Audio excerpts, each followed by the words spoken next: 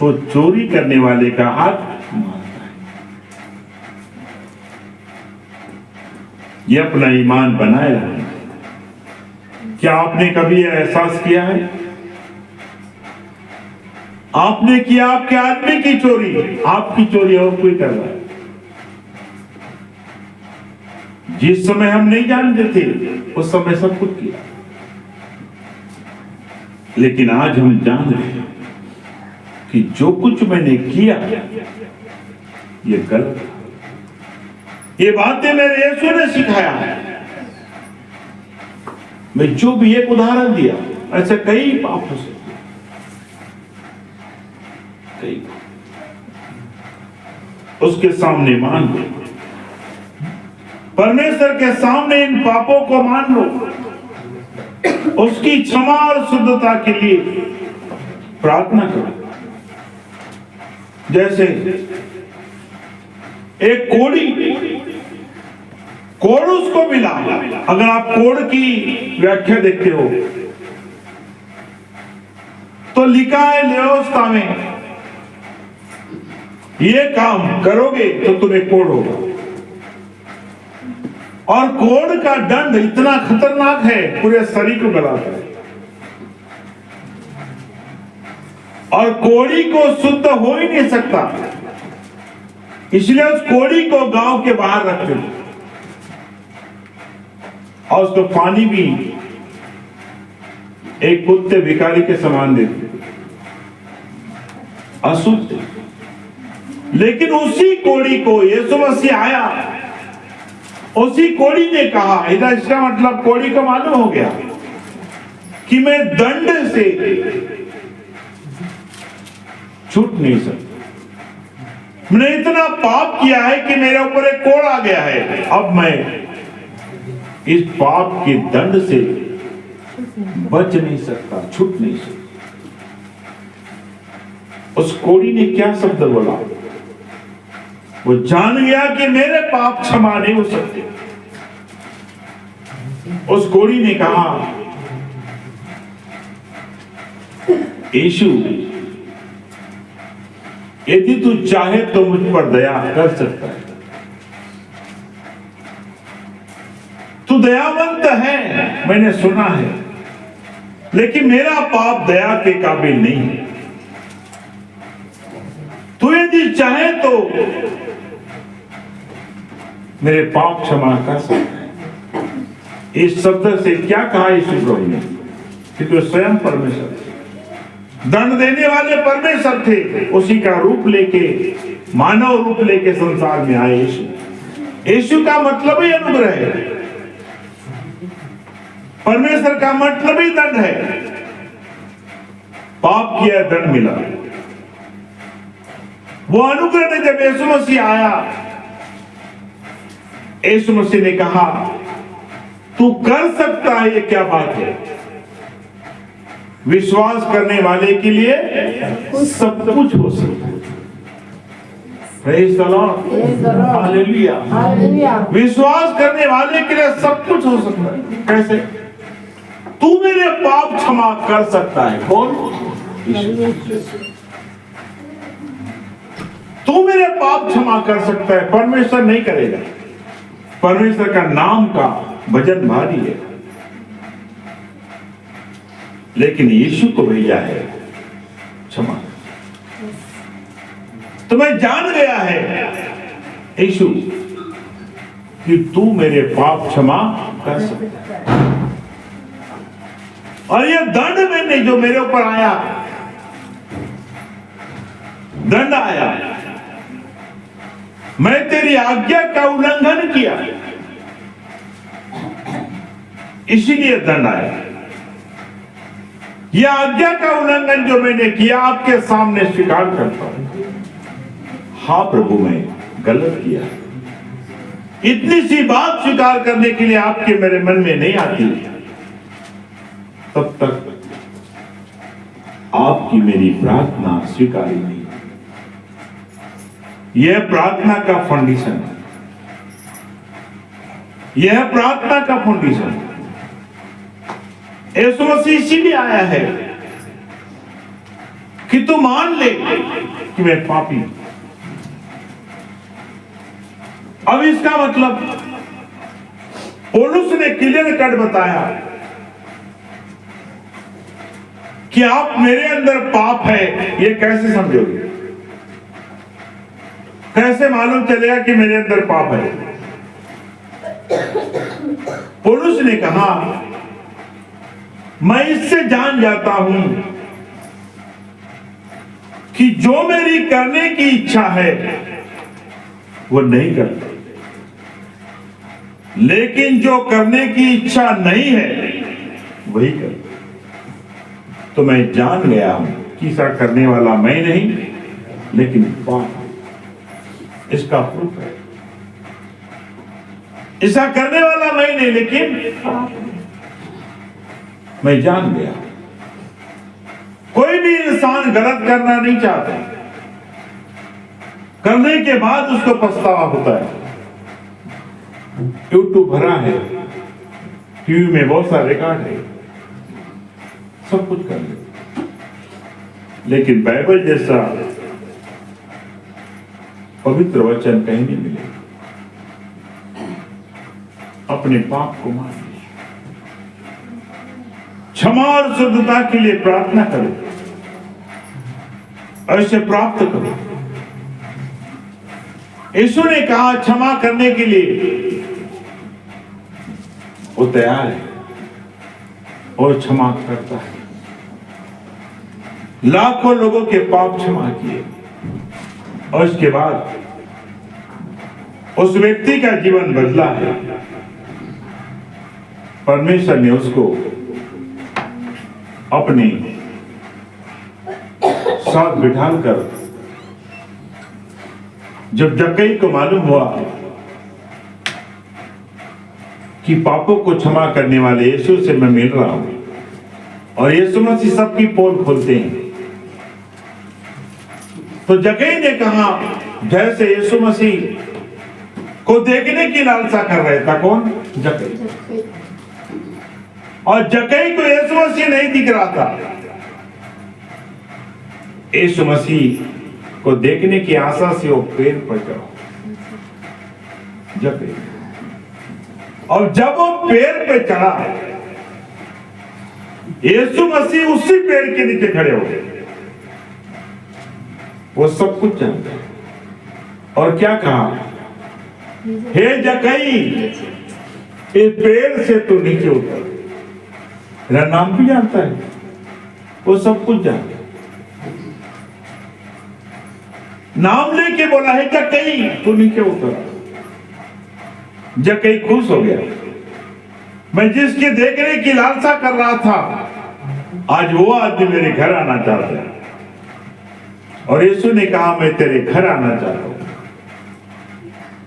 जैसे घर की ओर रास्ता किया, जक्कई ने क्या कहा मालूम? मैंने यदि किसी का 1 गुना पैसा रख लिया है, 4 गुना मैं उसका लौटा दूंगा। समझे यीशु प्रभु? एक कब बोलेगा इंसान? उसको ग्लानि होगी कि मैंने गलत किया। 1 रुपया लिया, मैं 4 रुपया लौटा दूंगा। 100 लिया होगा, रखा है मेरे पास, मैं उसको 4 गुना लौटा दूंगा। और प्रभु यीशु मसीह आगे बढ़े, मैं आधा धन कंगाल को दे दूंगा। उसका मन खुल रहा, आधा धन क्या करूंगा, इतना धन रहे मेरे लिए काफी है। इतना यीशु मसीह में आने के बाद एक बात आपने देखा होगा, संतुष्टि। और पत्री में लिखा है तीमुथियुस के, संतोष सही भक्ति बड़ी कमाई। यीशु मसीह में हमने संतुष्ट देखा। यीशु मसीह के पहले हमने संतुष्टि नहीं देखा। पहली पंगत तो हमारी, पहली डल्ली तो हमारी, पहली पुत्राड़ी हमारी, पहला चम्मच हमारा बाद में देखा जाए। मैंने ऐसे विश्वास से देखा, हाथ की मेरी तवे की तेरी, किसने जाना तवे की मिलती के नहीं। लेकिन अभी यीशु मसीह ने भी ये सिखाया, सबको खिलाया अपने रोटी, सबको खिलाया। और चेलों को बोला इनको खाने दो, पहले तुम्हारे लिए सब कुछ है। लेकिन चेले ठहरे, हमको भूखा रख देगा प्रभु यीशु मसीह। इसलिए प्रभु यीशु मसीह ने क्या किया, 12 टोकरी बचा के रखा। क्यों? तुम्हारा विश्वास घटना नहीं चाहिए। तुम्हारी चिंता मुझे है, तुम्हारी फिक्र मुझे है। तुम्हारी फिक्र नहीं है ऐसी बात नहीं है, फिक्र है मेरे प्रियो। यीशु मसीह को हमारी चिंता है, हमारी फिक्र है। क्यों? कि आज मैंने पढ़ा दुनिया में हमारी चिंता क्यों है कि वो हमारा सृष्टि करता है। उसको मालूम है पेट की भूख कितनी है, उसको मालूम है कितनी हमारी जरूरत है। यीशु मसीह में आने के बाद एक चीज आपने देखे होंगे, लालच नहीं करता वो इंसान, संतुष्टि आएगी सबसे बड़ी। लेकिन लालच तुम्हारी जा ही नहीं रही है। एक बोरवेल की आशा थी, 2 हो गई, 2 की आशा होगी 4 हो गई, तो भी एक बोलते हो चारों कोने में 4-4 होना। मैं आपको बता दूं, विश्वासी होकर करनू खोपड़ागढ़ ने गांव भर पूरे खेत भर बोर खोदा था, और उन्हें ऐसा फवारे वाली मशीन लगा दिया था, ऐसा खेत बनाया था, एक कोने से लेके वो कोने तक बोरवेल है, अब पूरे खेती को समतल बना दिया। पूरे खेती का धान देखने जाते थे पूरे एरिया के लोग, नाम उसका नाम था इस एरिया में। लेकिन उसने महिमा सिर्फ अपने धन को दिया, परमेश्वर को वो महिमा नहीं दिया। आपको मालूम है वो खेती अभी एक भी नहीं बिक गई, एरोड्राम में चली गई। और उन पैसों से उन लड़कों ने क्या किया आपको मालूम है? आज उन पैसों का दुरुपयोग हो रहा है। धन बुरा नहीं है, हमारी सोच बुरी है। बोरवेल खोदना बुरा नहीं है, हमारी सोच बुरी है। आने दो और आने दो और आने दो और आने दो और आने दो। संतोष सही भक्ति बड़ी कमाई, यीशु मसीह, क्योंकि लिखा है, और लिखे पर आप इस चोर मन को शांत कर सकते। कैसे? लालच करने वाले को प्रभु ने कहा, तेरे पास 2 कुर्ते वो मांग रहा है, दे दे उसको, दे तो सही। एक दिन मेरे को परखने के लिए मेरे भाई ने मीटिंग रखा कि मेरे भाई से मैं हिस्सा मांगू। रात के 12 बजे मैं बाहर से प्रेयर से आया, उनको लगा कि हमारी भनक उसको लग गई इसलिए नहीं आ रहा है। मेरे को टाइम हो गया इसलिए मैं लेट आया।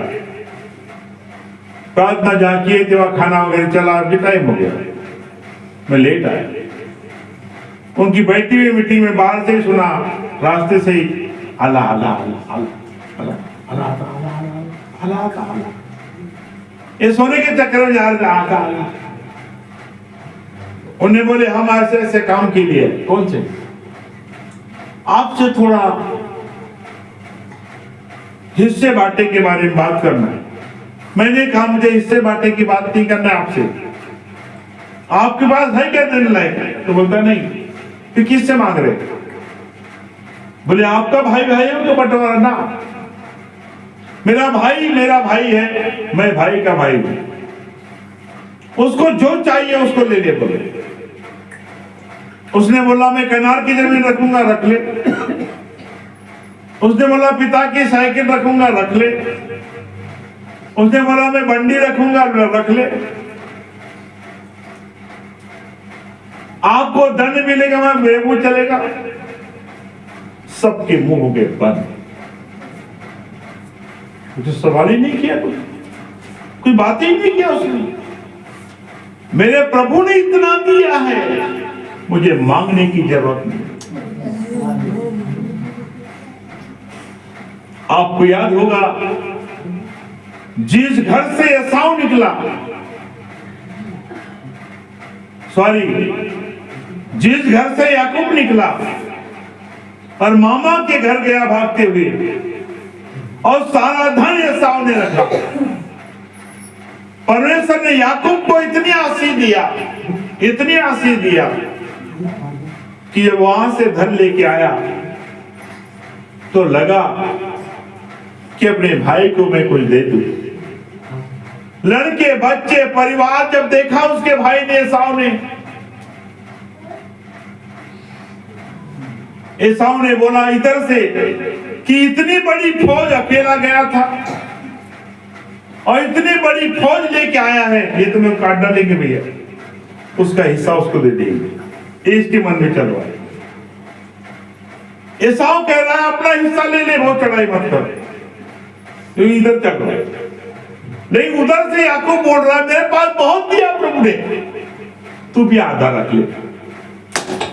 Praise the Lord, hallelujah. यानी आपको प्रभु ने देने वाला बनाया है, आपका हाथ ऊपर रखा है, छीनने के लिए नहीं बनाया है।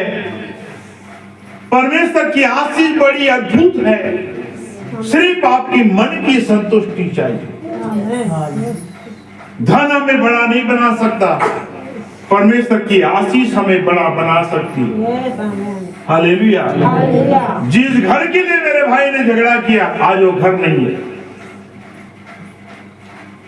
और बड़ी तबीयत, बड़ी हिज्जत से, गवर्नमेंट की शक्ति से अपना बंगला बनाया।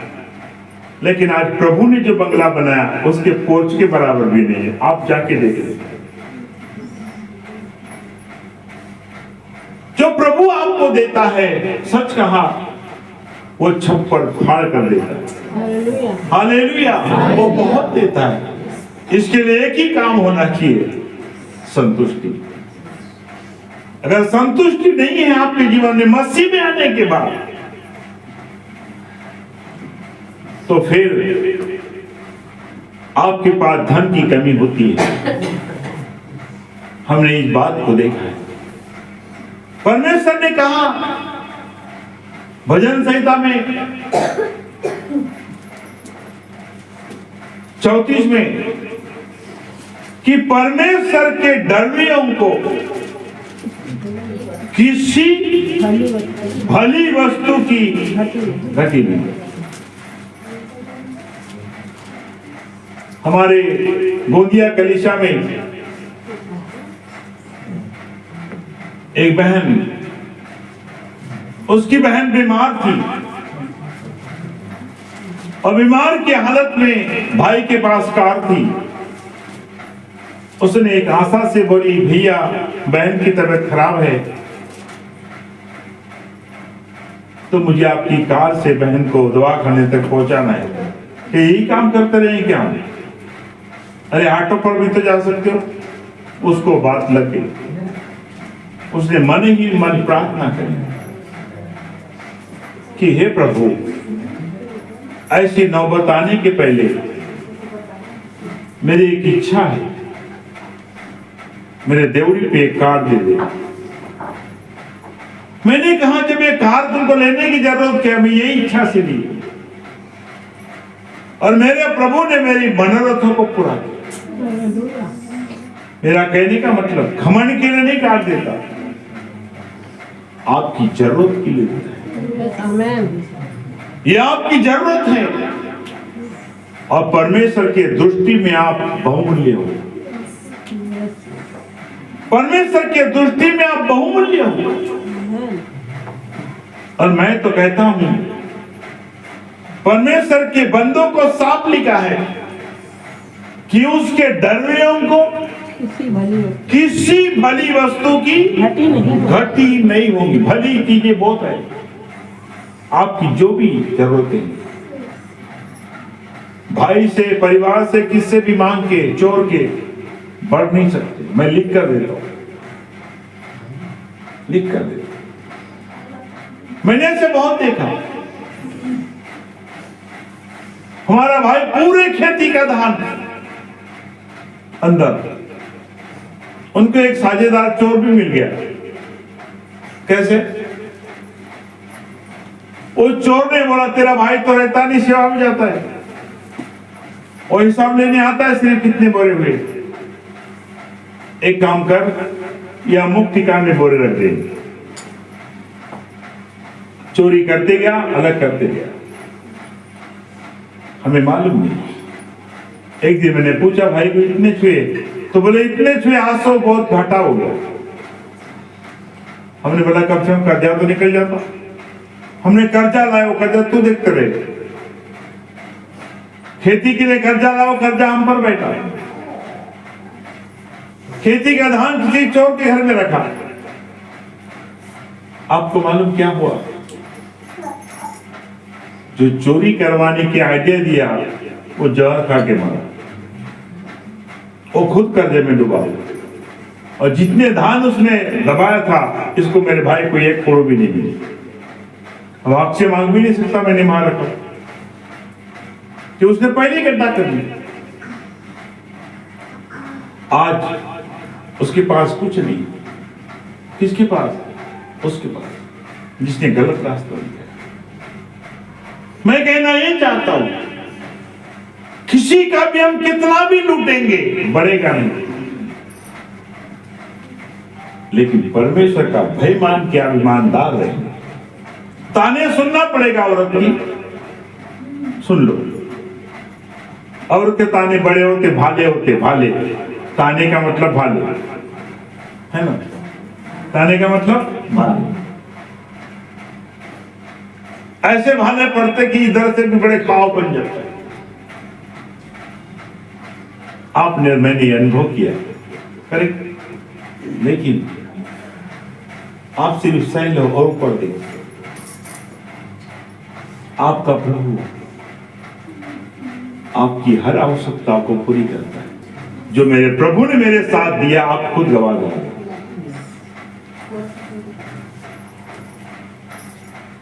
वो मेरा प्रभु आपका प्रभु है। वो याकूब का प्रभु, वो मेरा प्रभु है। परमेश्वर ने बढ़ाया याकूब का धन, उसके मामा ने लूटा। 7 बार बेईमानी किया मामा ने, 7 बार। लड़की के लिए बेईमानी, मजदूरी के लिए बेईमानी, पढ़ना पुस्तक किया। कितने बार उसने बेईमानी किया और झूठ बोलते गया। लेकिन प्रभु ने याकूब के पास पे धन की कमी नहीं रखी। आपका संबंध परमेश्वर के साथ हो, अपने पाप को स्वीकार कर लो और वहां से अपने जीवन की शुरुआत करो। यीशु आपकी चिंता करता है। क्यों? वह आपका सृष्टि करता है। हालेलुया। आपका सृष्टि करता है। लेकिन होता क्या है? आपने चोरी का धन रख लिया, अचानक कैंसर हो जाता है। आपको 15-20 लाख रुपए लग गए और पूरे सेकाई में चले गए रुपए। इसमें गए, मैं सीधी भाषा में बोलता हूँ, सेकाई में चले गए।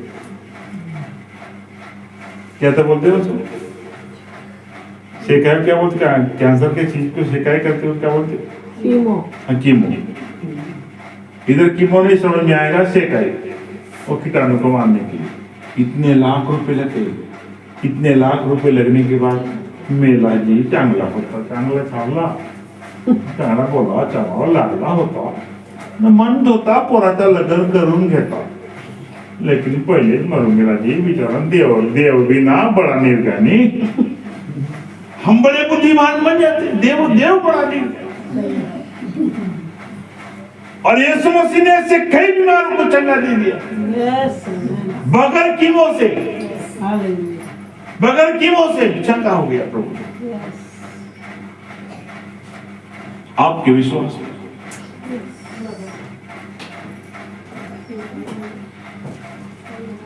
हमारे खादिया में एक बहन बस स्टॉप में जबलपुर जा रहे थे और जबलपुर जाते हुए हमारी प्रार्थना चल रही थी।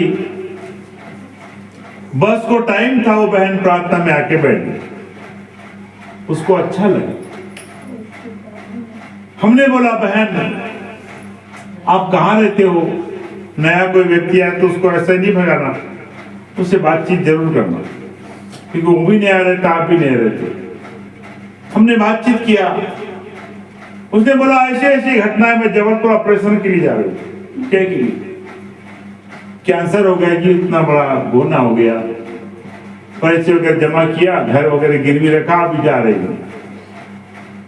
मैंने कहा अगर तू बहन मानती है तो एक काम कर, दवा है तो खा ले लेकिन ऑपरेशन मत कर, क्योंकि प्रभु तुझ पर दया करेगा।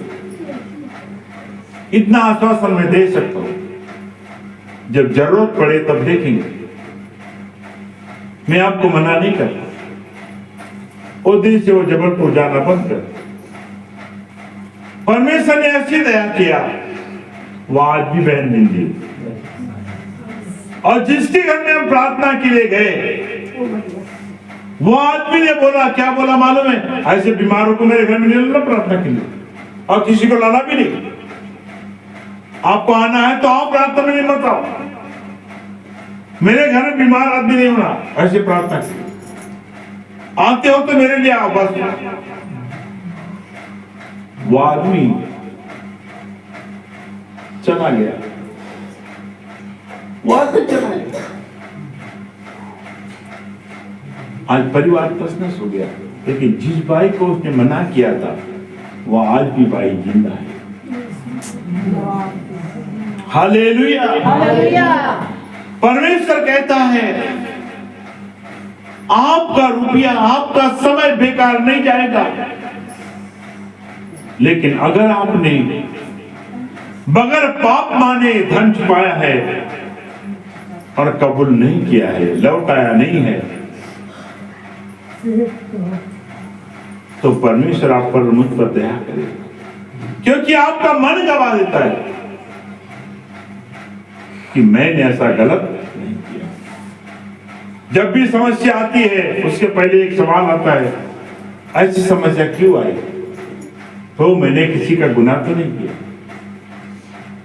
आप जानते हो, और हमारे सामने वचन है वो क्लियर करता है। तो आज मैं इतनी बातों में यहीं पर रोकता हूं, आगे नहीं बढ़ना चाहता। क्यों? दिन छोटा आ गया, फिर आपको जाने में तकलीफ होती है, आज रोग होती है, इसीलिए परमेश्वर आपको आशीष देते हैं। उसी प्रेम को मैं धन्यवाद देता हूं। इन सारी बातों को हमने जाना। आज प्रभु भोज का दिन, जब ये प्रभु भोज आप लेते हैं तो यीशु मसीह ने कहा मैं तुम्हारे लिए आया हूं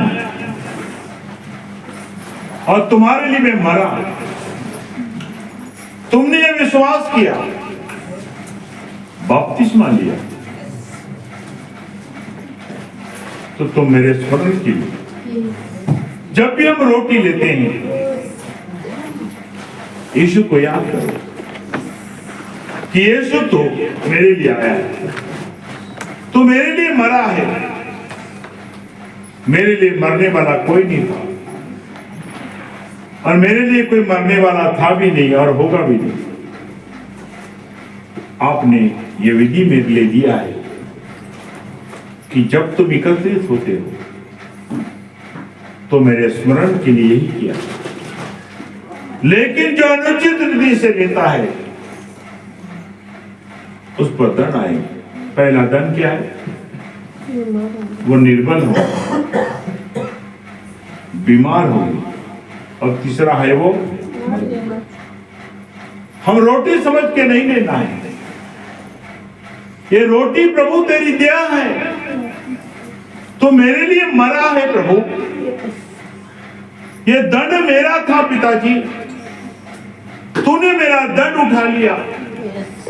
मैं पापी था प्रभु, मेरे पाप का दंड चुकाने के लिए तुझे मरना पड़ा। मेरे गुनाह के लिए तुझे उस कलवरी क्रूस पर चढ़ना पड़ा। मेरे लिए प्रभु तुझे अपमानित होना पड़ा। मेरे लिए प्रभु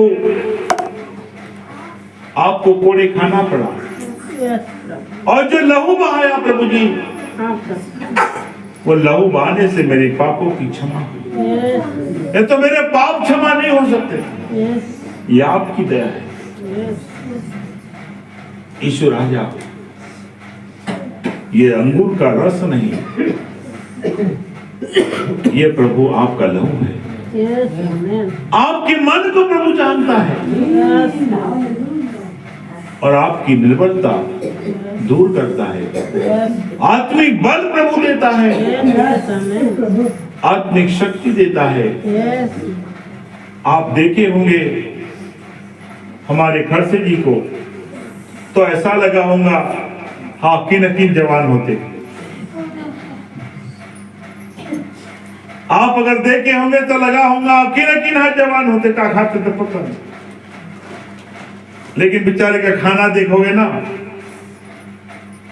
तो सिंपल खाना है, सिंपल खाना। बड़ा पेट पर खाता होगा लेकिन सिंपल खाना। प्रभु ने उसके अन्न पर आशीष दिया,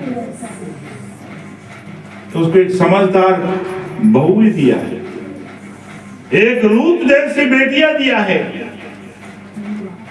आज हर इंसान अपने बहू से दुखी है, लेकिन बहू बेचारी इन पिता के लिए ससुर होती है।